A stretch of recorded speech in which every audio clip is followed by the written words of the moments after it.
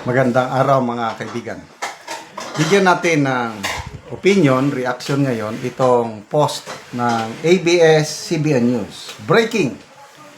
The impeachment complaint against Vice President Sara Duterte citing alleged misuse of confidential funds has been filed according to Makabayan Renato Reyes. Yan.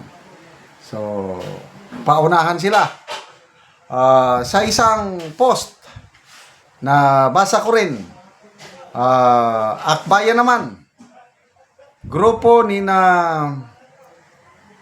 Percy Sindanya at saka mamamayang liberal party list representative Laila de Lima nagsampa na rin ng reklamo o impeachment complaint laban kay BP Sara.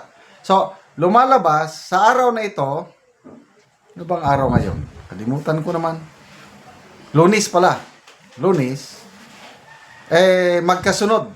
Dalawang impeachment complaint ang naisampa kay BP Sara. I don't know, sino ang nauna? Palagay ko, nauna ang Makabayan Black eh. Sumunod lang, few hours siguro, ang Akbayan.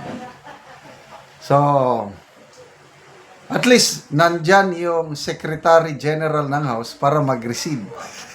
Baka mamaya, ang House Secretary General, wala na naman. At walang tatanggap sa...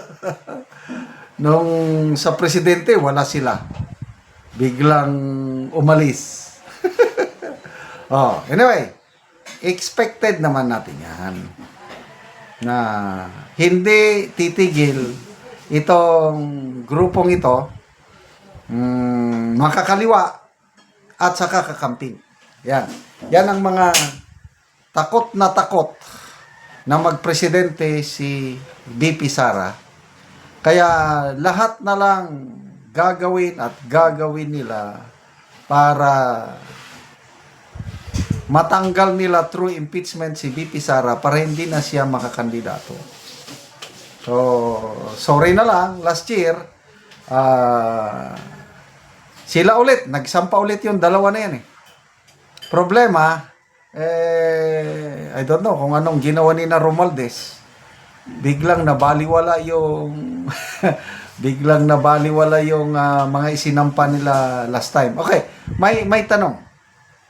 Yun bang isinampa nila last year ay pwedeng i-refile yung halos yun din lang ang isasampa nila ngayon? Sinagot yan ni Attorney Trexie Angeles. The answer is yes. It can be refiled. The same complaint. Kasi ang pinagbawal lang ng Korte Suprema yung 1-year bar rule. Sa naintindihan ko yung unang impeachment complaint na isampa December 2, I think January 13, yun na, tapos na yung 10 calendar days o session days. Kaya effective January 14, 2025, nagsimula na yung 1-year bar rule. Biglang mayroong pang-apat na impeachment complaint na yun ang pinirmahan ng 215 congressmen. Yun ang umakyat sa Senado. Doon sila technical. So, natalo lang sila technicality. Akala nila pwede nilang gawin ang gusto nila.